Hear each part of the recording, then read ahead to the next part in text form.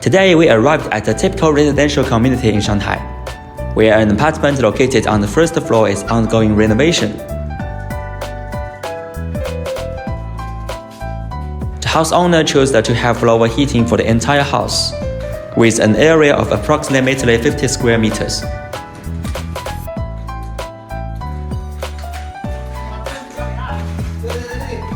As you can see, the underfloor heating process is almost completed, with the final installation of fiberglass mesh and pressure testing of the water pipe remaining.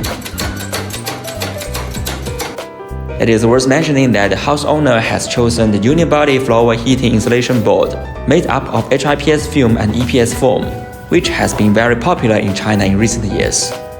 Compared to traditional manual clips, it can greatly improve construction efficiency.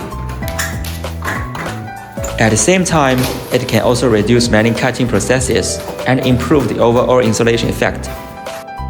If you want to know more about Chinese construction site and underfloor heating, please hit the subscribe button below and leave a comment.